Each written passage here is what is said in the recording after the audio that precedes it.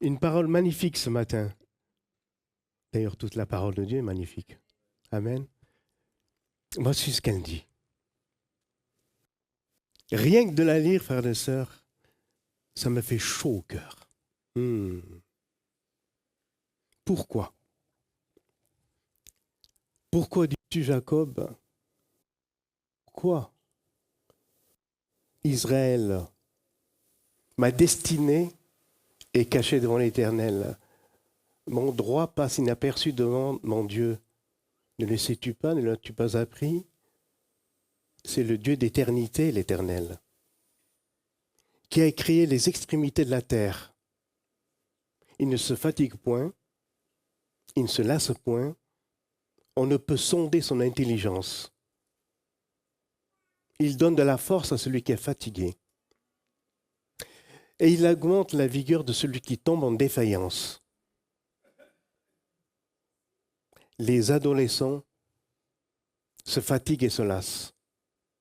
Et les jeunes hommes chancellent. Mais ceux qui se confient en l'Éternel renouvellent leur force. Ils prennent le vol comme les aigles, ils courent et ne se lassent point, ils marchent et ne se fatiguent point. Amen, amen, amen, alléluia. Merci Seigneur. Ah, la bonne parole de Dieu. Pourquoi dis-tu, Jacob, pourquoi dis-tu Israël? Pourquoi dis-tu? Ma destinée est cachée devant l'Éternel. Mon droit passe inaperçu devant mon Dieu. Pourquoi dis-tu Jacob? Frères et sœurs, Jacob et Israël, c'est la même personne. La même personne.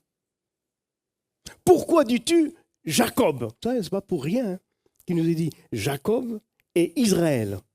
Jacob, c'est l'homme qui a trompé son frère et qui avait une foi dans le Dieu de ses parents. Ça, c'est Jacob. Israël, c'est la même personne qui fait une rencontre avec Dieu. Et cette rencontre va le changer, va le transformer. C'est la même rencontre que nous aussi nous devons faire. Il faut faire une rencontre avec Dieu. As-tu rencontré le Seigneur? As-tu fait cet attouchement personnel dans le contact avec la personne de Jésus-Christ? Pourquoi dis-tu Jacob?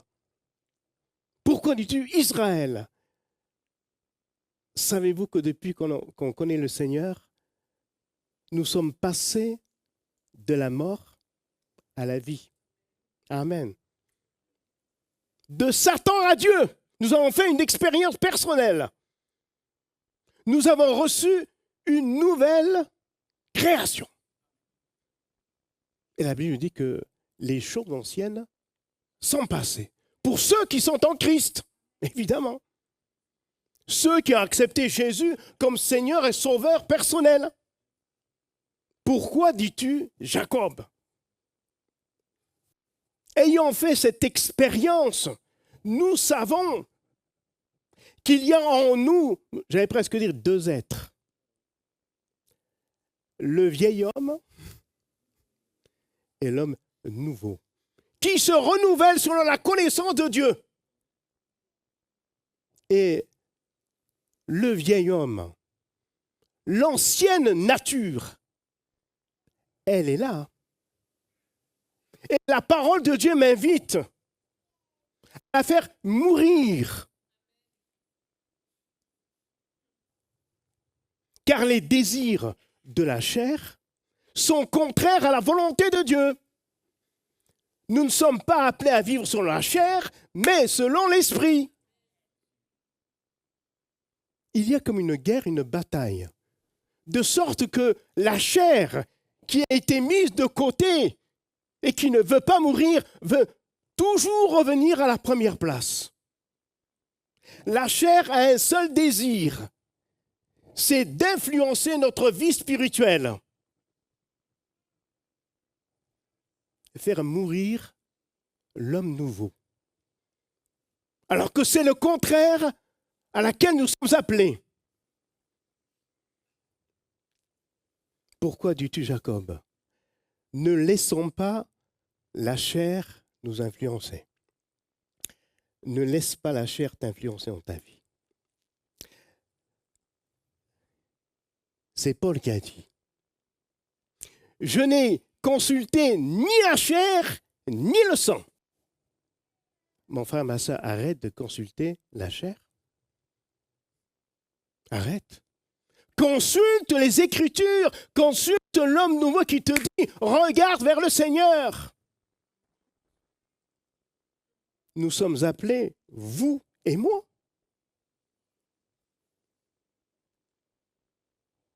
Jean-Baptiste dira, il faut qu'il croisse. Qui? Jésus, la nouvelle nature, il faut qu'elle croisse en moi, il faut qu'elle grandisse, qu'elle arrive à maturité. Alléluia. Comme c'est bon d'avoir une femme ou un homme mature spirituellement. Il faut qu'il croisse et que je diminue. La chair doit diminuer. Pourquoi dis-tu, Jacob? La chair, elle a des désirs qui sont contraires à ceux de l'esprit. La chair ne veut pas faire la volonté de Dieu.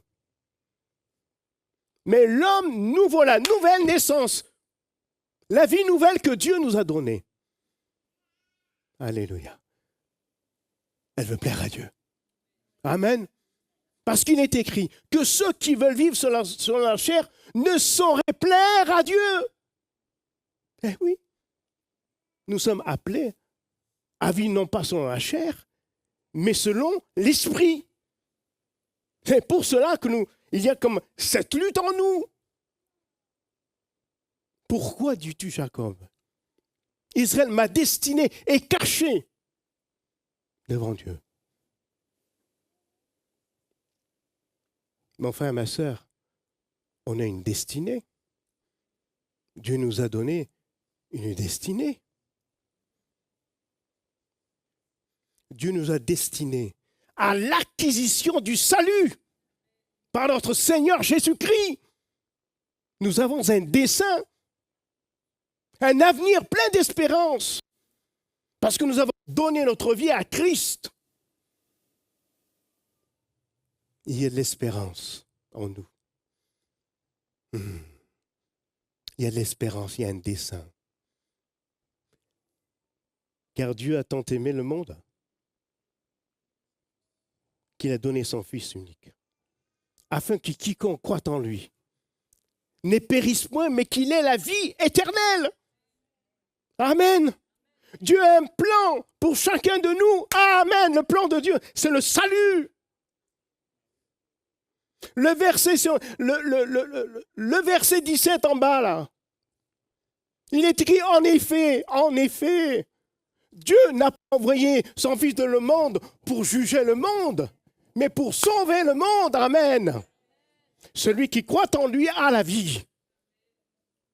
Mais celui qui ne croit pas en lui n'a pas la vie. Et là, il est déjà jugé. Pourquoi? Parce qu'il n'a pas cru au Fils unique de Dieu. Alléluia, car Dieu a tant aimé le monde qu'il a donné. Il a donné le Fils unique. Il l'a donné pour nous sauver. Je suis, mon frère, ma sœur, rentré dans le plan de Dieu, dans le dessein de Dieu. Le plan de Dieu, c'est celui-ci. C'est ce que nous avons fait. Repentez-vous et croyez dans la bonne nouvelle. Nous sommes passés par la repentance. Et nous nous sommes engagés à marcher avec Dieu durant toute notre vie. Oui ou non? Jésus dira à certains de ceux qui l'écoutaient, vous avez rendu nul le dessein, le plan de Dieu à votre égard, en ne croyant pas en lui. Vous avez rendu nul. Mais nous, frères et sœurs, nous sommes rentrés dans le plan, dans le dessein de Dieu.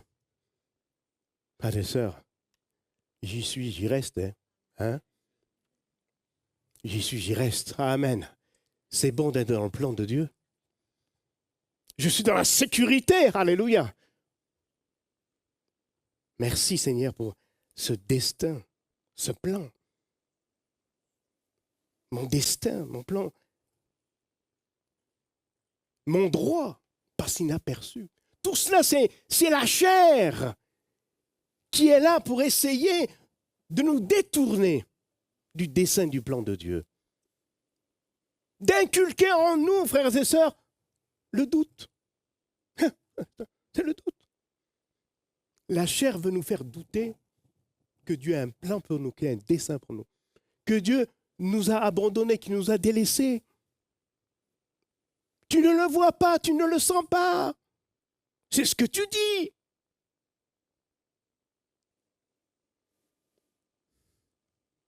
Ne le sais-tu pas?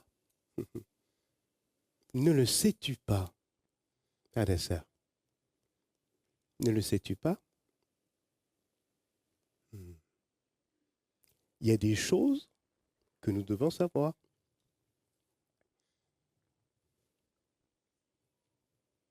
J'ai besoin de savoir des choses. Plus je sais sur Dieu, mieux c'est. Ah oui, je vous garantis. Plus tu sais les choses sur Dieu. Le savoir. On a besoin de savoir, tu as besoin de savoir le plan, le dessein, la volonté de Dieu. Amen. J'ai besoin. J'ai besoin. Enfin, tu as besoin de savoir le plan. Tu connais? Est-ce que tu connais le plan, le dessein de Dieu pour ta vie? J'ai besoin de savoir. La connaissance, elle, dit la parole, elle enfle. Je me suis trouvé parfois devant deux personnes. L'une, c'était un puits de science. J'ai dit, pétard, qu'est-ce qu'il en sait des choses? Ouf! J'étais là, je buvais ses paroles. Je lui disais, mais écris qu'il y ait un reste de ce que tu sais. Et je me suis trouvé également devant une autre personne qui avait autant de connaissances que l'autre. Mais cette connaissance-là, frères et sœurs, savez-vous ce qu'elle faisait? Elle m'écrasait. Elle m'écrasait. Parce que l'une était remplie d'orgueil, l'autre, il y avait de l'humilité. Mon frère, ma sœur, la connaissance de Dieu ne doit pas écraser les autres. Non, mais les édifier. Les édifier, les construire. Tu dis, je sais. Pas d'orgueil, pas de vanité. Mais ta connaissance, ton savoir, doit apporter la grâce, le salut. Ne le sais-tu pas? Oui, j'ai besoin de savoir beaucoup de choses. Moi, je veux savoir. Ne l'as-tu pas appris? Il y a des choses que je dois savoir et d'autres que je dois apprendre. Ah, j'ai pas envie d'apprendre. Hein. Et pourtant, frères et sœurs, je dois apprendre. Je dois apprendre. Mon frère, ma soeur, j'aimerais te dire une chose. Si jamais tu as le culot de me dire Dieu ne m'a rien appris, c'est que tu n'as rien compris. Tu n'as rien compris. Il y a des choses que nous apprenons au travers de la prédication de la parole, d'autres choses que nous apprenons par la lecture de la parole, et d'autres que nous apprenons par la communion avec Dieu. Eh oui. Eh oui. Alléluia. Le Fils de Dieu m'a aimé. Alléluia. Le Fils de Dieu m'a aimé et s'est livré pour moi. Ça, je le sais. Alléluia. Je le crois dur comme fer. Amen. Alléluia. Le Fils de Dieu m'a aimé. Alléluia. Il m'a aimé. Il s'est livré pour moi. Quelle certitude, quelle assurance que la parole de Dieu peut nous apporter. J'ai besoin de savoir et j'ai besoin d'apprendre.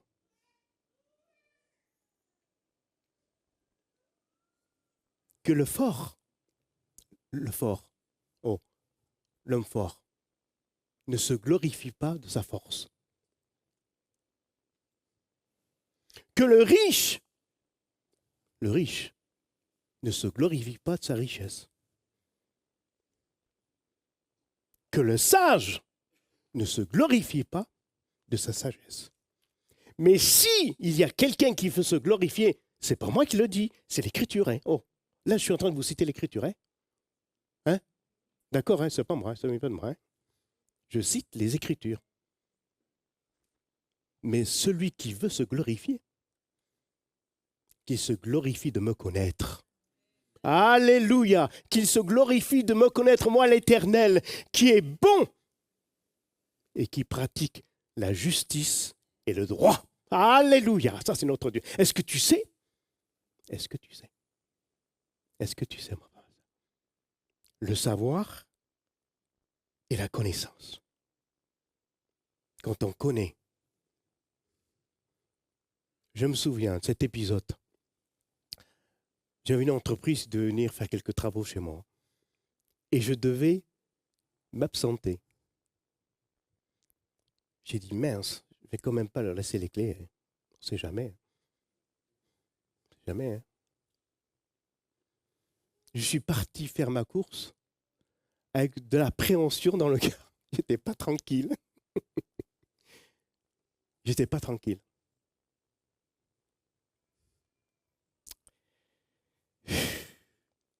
J'étais pas tranquille. Regardez ça. Vous savez que c'est bon quand on est tranquille. C'est bon quand on est tranquille. Je suis parti vite fait et je suis revenu.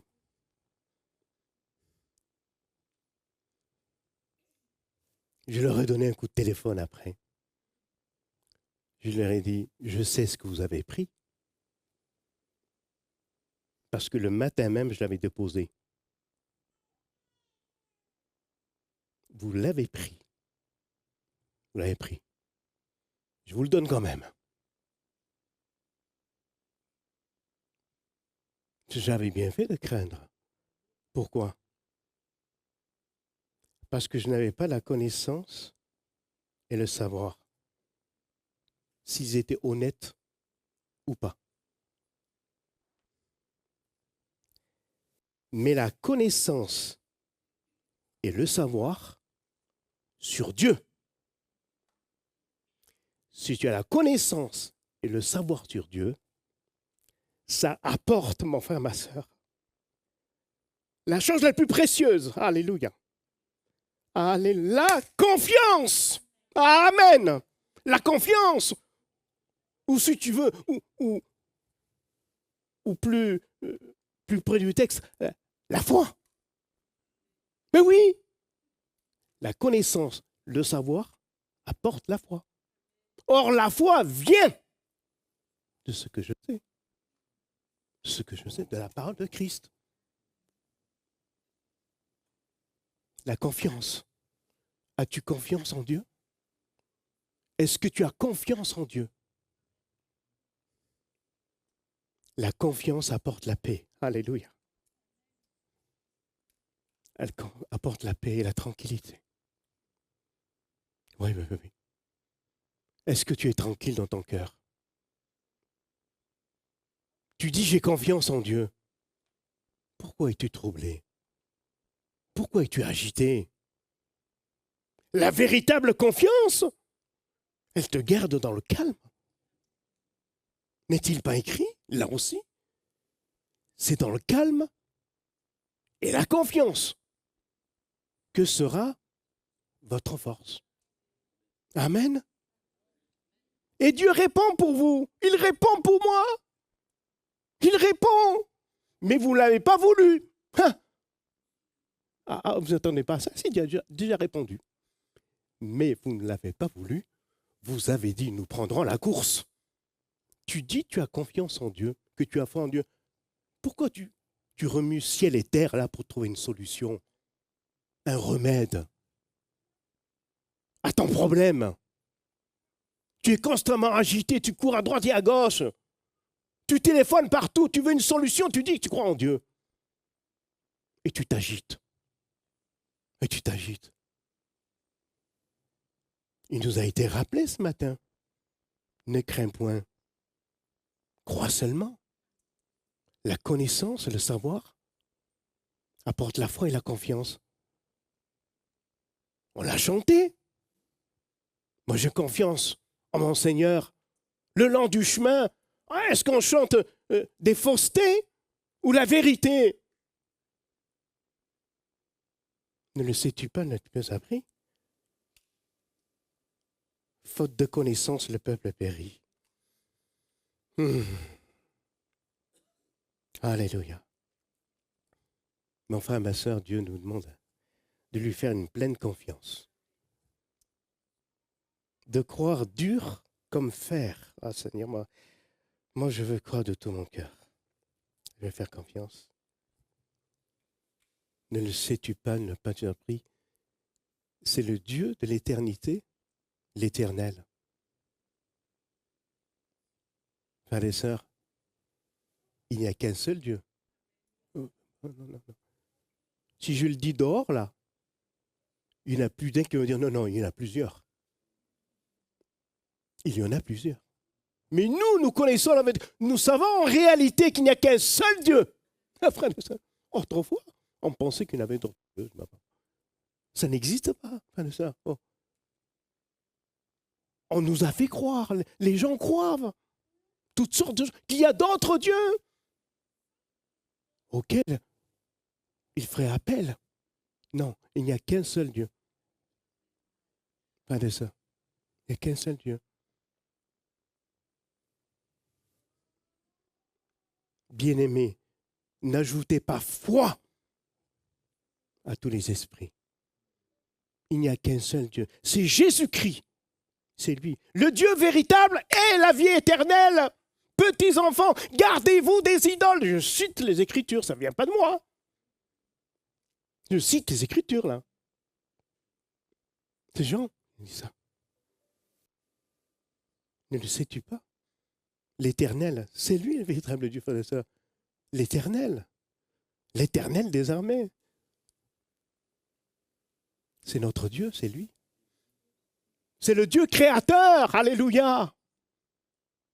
Regarde les merveilles. Regarde ce qu'il a fait. Qui a créé les extrémités de la terre. Alléluia. Gloire à Dieu. D'un seul coup, la parole nous dit, mais oh, regarde d'abord la nature. Oh. Regarde celui en qui tu crois, ce qu'il a fait. Regarde son œuvre, s'il a été capable de faire ça. Ce n'est qu'une paille, ton problème, ton difficulté. C'est rien. C'est rien. S'il a été capable. Alléluia. Gloire à Dieu qui a créé les extrémités de la terre. Aussi loin que tu te trouves, quelle que soit l'extrémité où tu peux être, Dieu est capable de te toucher là-bas. Amen. Dieu est capable de te toucher là-bas. C'est pour cela, frères et sœurs, que le mardi soir, nous prions pour des gens qui sont à des milliers de kilomètres en nous disant Dieu est capable de les toucher là-bas. Alléluia. Et Dieu les touche là-bas. Alléluia. Eh oui. Eh oui. Il est capable de les toucher à des milliers de kilomètres. Comme il est capable de les toucher à un pas de nous. À un pas de moi, Dieu peut te toucher à des milliers de kilomètres. Il ne se fatigue pas, il ne se lasse pas. Frères et sœurs, notre Dieu n'est pas un homme, mais il est Dieu. Il n'est pas comme nous, il n'est pas sujet à la fatigue. Non.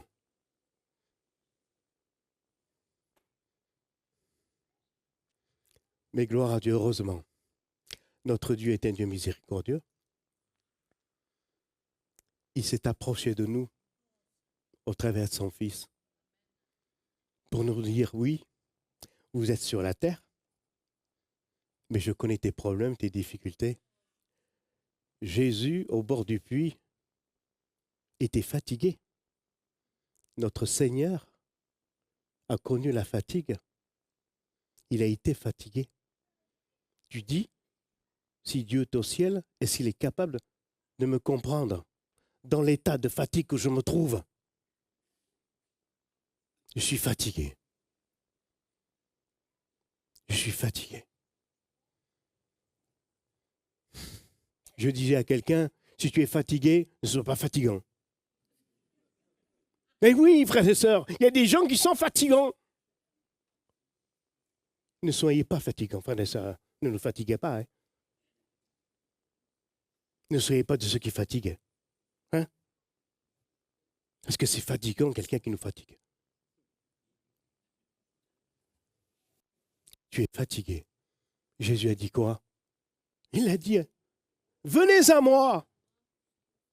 Venez à moi, vous tous qui êtes fatigués et chargés, et je vous donnerai du repos. J'aurais jamais cru, frères et sœurs.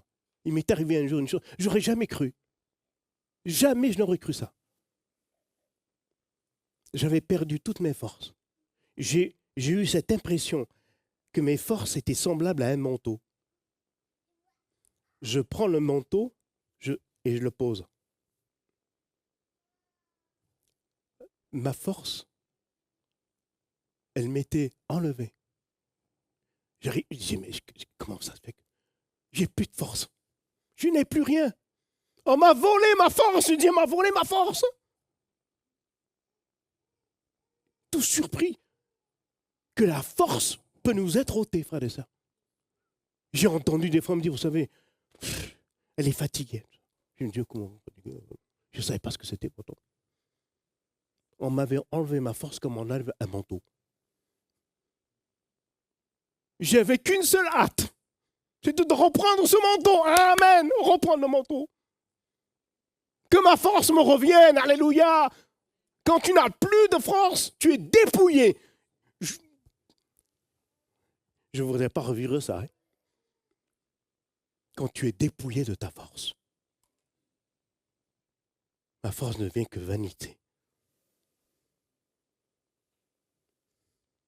Ah, frères et sœurs, lui, il ne se fatigue pas. Hein.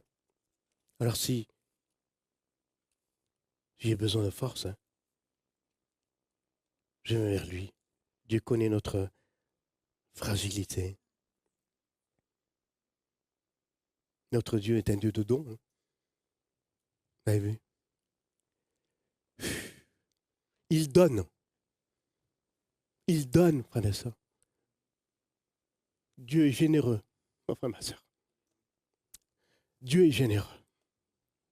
Il donne de la force à celui qui est fatigué. Tu sais que notre Dieu est généreux. Il est compatissant, là en la colère. Et riche. Alléluia. Dieu est généreux. Il est capable de donner la force.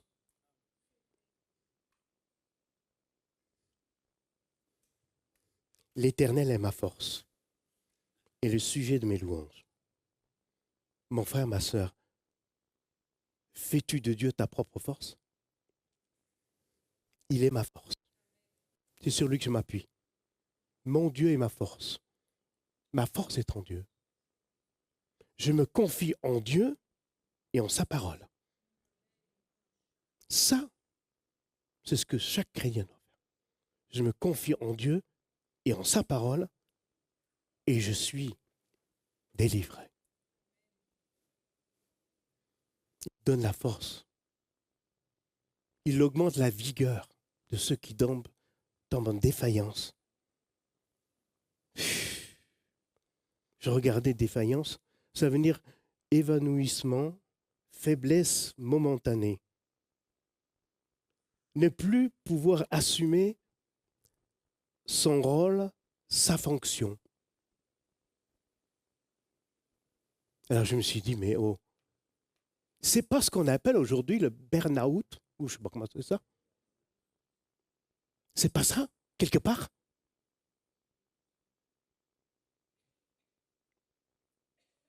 On entend cette sacrée maladie. Il a fait un burn-out. Sa vigueur, sa force, tout cela. Ils ne sont plus capables de faire face à la vie. Plus capables de remplir leur rôle en tant que père et de mère. Ne plus pouvoir faire face à l'adversité, la défaillance, frères et sœurs. On n'est plus capable. Plaise à Dieu que nous ne connaissions jamais de cette défaillance, frères et sœurs. Heureusement que la parole de Dieu nous dit que Dieu, notre Père, il communique la force. La force, c'est une communication. Dieu est capable de te communiquer la force. Il est capable, alléluia, de t'influencer, de te donner de la force. Alléluia. Dieu est capable, enfin, ma soeur. Tu me donnes la force du buffle. Pétard, vous avez déjà vu un buffle, vous? Une fois, j'ai été visiter là, dans les parcs, là, j'en ai vu un, pétard. Vous êtes en face de lui, vous grattez la tête. Avec cette force, cette capacité. Est-ce que vous croyez que Dieu exagère? Est-ce que vous croyez que Dieu peut exagérer s'il nous dit qu'il est capable de nous donner de la force? Moi, je crois ce qui est écrit. Moi, je veux croire ce qui est écrit.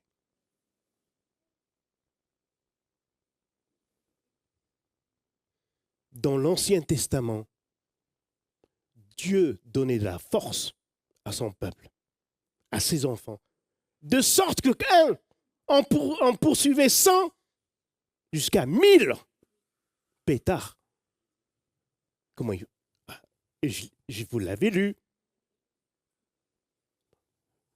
Que je puisse faire face à une ou deux personnes à la rigueur, on pourrait s'en sortir.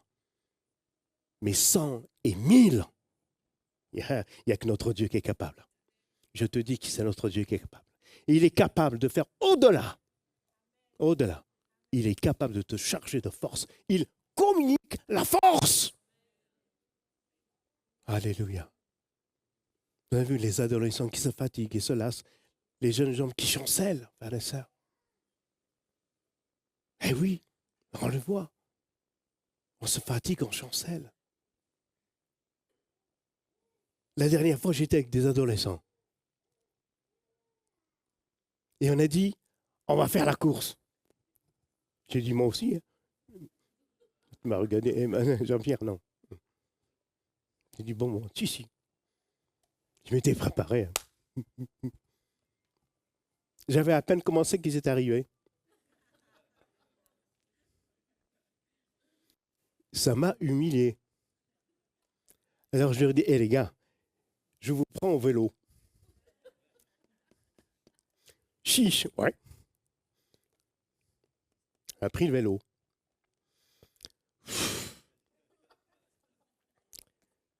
J'avais pas démarré, c'est arrivé. Alors je leur ai dit, alors un dernier, les gars.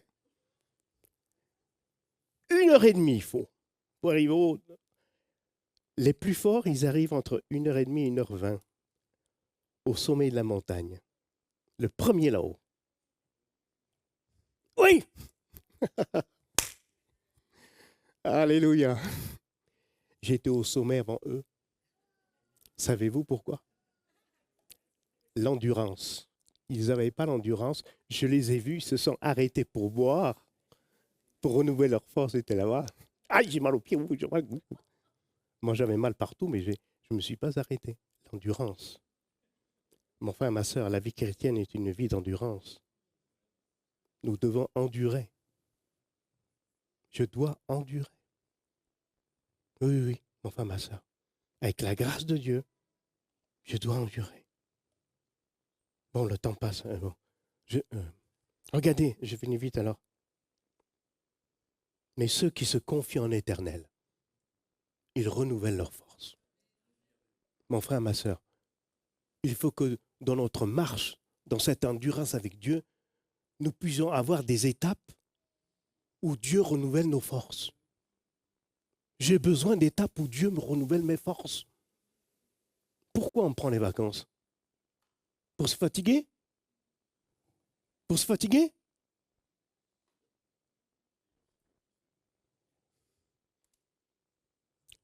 On partait en colonie de vacances. On travaillait pendant les vacances pour le Seigneur.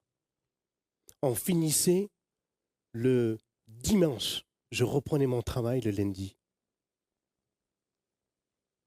Mais gloire à Dieu, Dieu renouvelle. Je n'ai pas dit, je suis crevé, je suis fatigué. Mais parce que j'étais au service de Dieu, Dieu renouvelle. J'ai été aussi fort, aussi frais que tous les autres. Ceux qui ont parlé ça. Il en donne autant à ses bien-aimés pendant le sommeil. C'est en vain. Dieu t'en donnera autant de force, autant de vigueur. Il t'en donnera autant que les autres, même plus, parce que tu te confies en lui. Ceux qui se confient en l'Éternel, ils renouvellent leur force. Alléluia. Ils prennent le vol comme l'aigle. Allez, ça, intéressez-vous, je n'ai pas le temps à l'aigle. Intéressez-vous. Regardez l'aigle. Quel bel oiseau, l'aigle. Ils prennent leur vol comme l'aigle. C'est le symbole, mon frère, ma soeur. Nous devons nous élever. Allez, sœurs, nous devons regarder les choses d'en haut. Nous attacher aux choses d'en haut et non pas à ceux de la terre. Nous ne sommes pas du bas, mais du haut. Nous sommes d'en haut. Je suis d'en haut. Ma patrie, c'est là-haut, mon frère, ma soeur. Ils prennent le vol comme l'aigle. L'aigle avec ses deux ailes, la prière et la parole. Tu t'envoles par la prière et la parole. La prière et la parole. Alléluia. T'élèves. Oh, alléluia, elle m'élève. Au-dessus des circonstances et des événements. Et alors, par la parole et par l'esprit et la prière, je peux contrôler et dire silence, tais-toi, mon Dieu règne. Alléluia. Je prends l'aigle comme l'aigle. Alléluia. Il marche sans point lassé et ne se fatigue pas.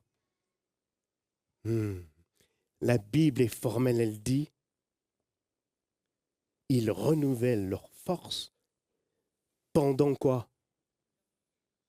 Pendant quoi? Pendant la marche. Amen, le peuple de Dieu. Il renouvelle ses forces pendant la marche. Quand tu marches avec Dieu, il y a un renouveau. Alléluia. Est-ce que tu connais le renouveau? Est-ce que tu as connu le renouveau? Mon frère, ma sœur, l'étape du renouveau. Tu as besoin, j'ai besoin que dans ma propre vie, il y ait du renouveau.